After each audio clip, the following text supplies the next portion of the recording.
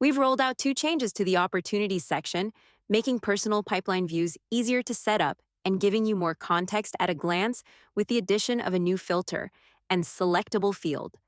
Let's learn how to use them. The Me filter can now be added to Smart Lists and Smart Tags. Let's learn how. Edit or create a pipeline.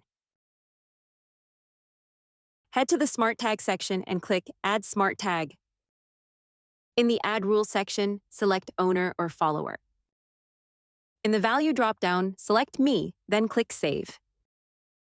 Alternatively, this can be added as a Smart List filter in the Opportunities section. Let's learn how to add this field to your Opportunities list view. Open Opportunities in List View and click Manage Fields. Toggle on Primary Contact Notes. Click Apply to save your changes. These updates remove the need to build a separate filter view per user, standardize My Opportunities across the team with a single shared definition, and provide faster context for prep before calls and daily triage. We hope you enjoy it.